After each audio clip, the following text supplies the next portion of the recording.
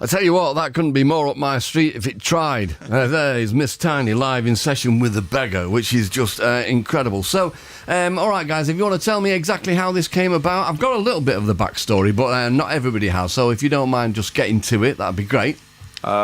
We met years ago, really, at this point, but we started making music years ago as well. So we started the band probably technically in 2015, 14, we met doing the Childhood record. So it's like 2013, I reckon, It's a long time, man, and then, we basically just, he lives really close to where I grew up, so, and still do live, so I used to just go around to the studio every week, and basically, for years, and still do, and then make music, and then we kind of realised that we'd like to try and probably release it, because it kind of seemed like it was drifting into cyberspace a bit. We spent a long time kind of consciously playing, but doing it for the sort of pleasure of doing it, rather than recording, actually specifically not recording it. With no sense of urgency. I mean, obviously, we've been here before, and it is a kind of a double-edged sword, but if you've got your own studio, which, Dan, you have, then it's very easy, there's no pressure. You're not paying 30, 40, 50 quid an hour or whatever. Well, yeah, but there is that, but there's also the thing that if you're playing, there's a certain kind of pleasure to it, and if you're trying to actually make something and finish it, it becomes a slightly different thing, and we just spent years, doing it, but thinking that if we were recording it, then it was being observed by somebody in the future, and it wouldn't be the same. What we were doing wouldn't be the same. You just bottled it loads. I tell you what, basically great. We're just like jamming. It reminds me a little bit of Angus MacLeese, who was in Falling Spikes, which turned into the Velvet Underground, and he was a strange cat, and he used to say that if you played in front of an audience, you were selling out. Yeah, right. Yeah, there was an element of that, I think, in the way that we thought we were failing. Right. Well, there's also kind of.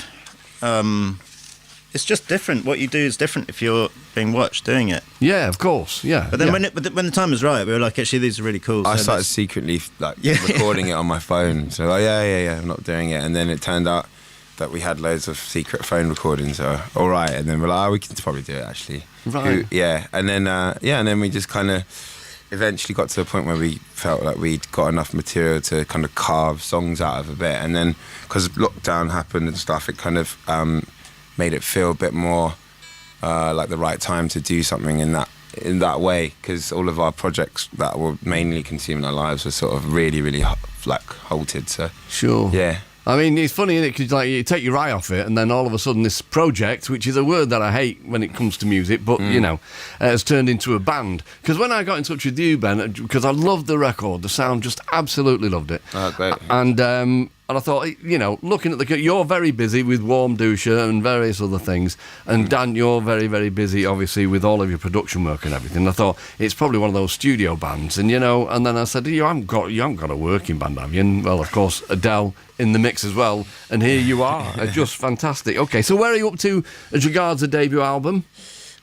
We went to we went away for a little sort of holiday-ish thing, and then we kind of listened to. We took 20 hours of the phone recordings and stuff that we've done in the studio, but every time we go back in the studio to try and listen to what we've done, we just end up writing something else. So we thought we'd go away with the phone recordings and a piece of paper and a pen. We just write everything down. We've got like a full 20 songs. Easily 20 songs. So we're just trying to work out which ones are sticking out the most, but they're all kind of relatively there, like section and kind of concept wise, so you just need to record it and finish off like the lyrics basically, or start them in many cases, but it's nearly there. It's nearly there. Well, we'll wait anyway, don't you worry. So just talking of the component parts again, so Ben, where are Warm Doucher up to?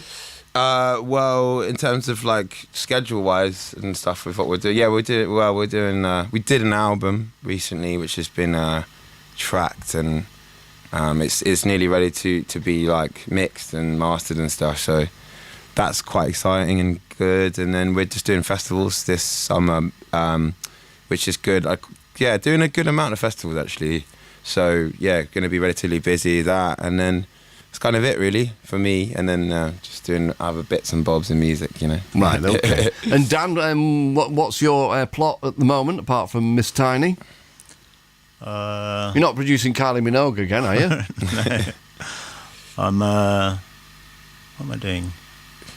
I'm doing an album with a certain ratio next week. Of course you are. Yeah. Yeah, I saw that. Brilliant. Oh, how great is that? I mean, obviously you're a fan of the band anyway. I saw that on Twitter. Yeah.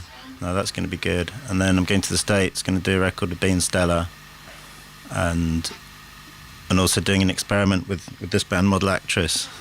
Do you know them? No, I don't. Should I? Yeah. Right, okay. Write me a list, Dan, will you? Will you keep me trendy? Somebody's got to try and keep Mark Riley trendy, and good luck with that.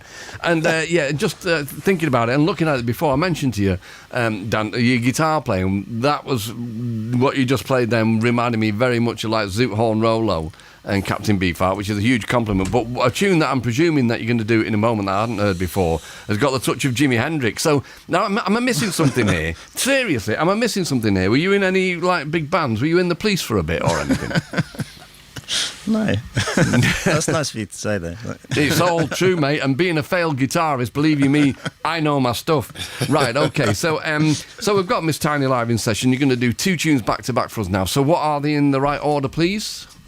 Grit and then River Hands. Yeah, The Grit and River Hands. Okay, get to it, Miss Tiny. Thank you. You're great.